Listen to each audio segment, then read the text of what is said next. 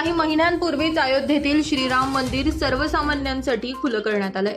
जवळपास 500 वर्षांच्या संघर्षानंतर रामलल्लांना त्यांच्या जन्मभूमीमध्ये थाटामाटात विराजमान करण्यात आल्यानं यंदाचा श्रीराम जन्मोत्सव भारतवासियांसाठी जणू एक पर्वणीच ठरला। अनेक महिन्यांपासून सर्वत्र श्रीराम जन्मोत्सवाची मोठ्या धूमधडाक्यात तयारी सुरू होती। याच पार्श्वभूमीवर धुळे शहरामध्ये देखील विविध धार्मिक कार्यक्रमांचं आयोजन करण्यात आलं।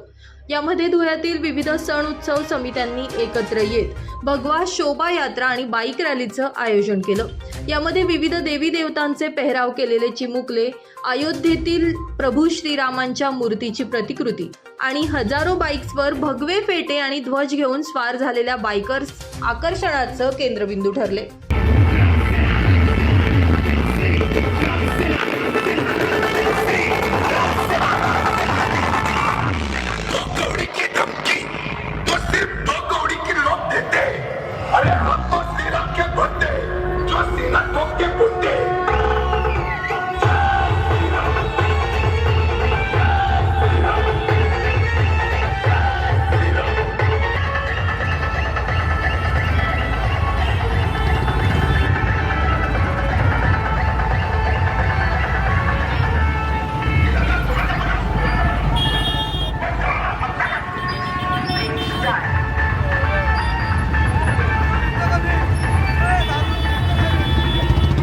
आज धुळे शहरात दरवर्षीप्रमाणे रामनवमीचा उत्सव जल्लोषात करण्यात आला आणि तो चालू आहे।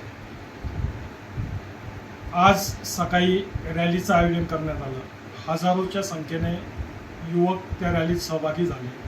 ती रॅली संतोषी माता चौकातून आग्रा रोड, 80 फुटी रोड, आग्रा रोड, देवपूर भागातून सिंधी कॅम्प आणि साक्री रोड मार्गे राम मंदिरला समाप्ती करण्यात आली। अशी भव्य रॅली आज या ठिकाणी काढण्यात आली। त्याचप्रमाणे आज सायंकाळी पावरा चौफुली राम मंदिर चौक त्या ठिकाणी जल्लोषाचा कार्यक्रम आपण ठेवलेला आहे। तरी सर्व धुळेकर नागरिकांना रामनवमीच्या लाख लाख शुभेच्छा देतो। दरम्यान या बाईक रॅलीमध्ये विविध पक्षांचे नेते मंडळी, पदाधिकारी, कार्यकर्ते, लोकप्रतिनिधी मोठ्या संख्येनं सहभागी झाले होते। धुळ्यातील संतोषी माता मंदिर चौक परिसरातून सुरू झालेली ही रॅली शहरातील विविध परिसरातून पुढे जात जय श्रीरामच्या घोषणांनी संपूर्ण परिसर निनादून काढत होती। दरम्यान शहरातील प्रमुख मार्गांवरून मार्गक्रमण करत या रॅलीचा आग्रा रोडवरील मंदिरामध्ये प्रभू श्रीरामांची आरती करत समारोप करण्यात आला। पवन मराठे, माझा महाराष्ट्र न्यूज, धुळे।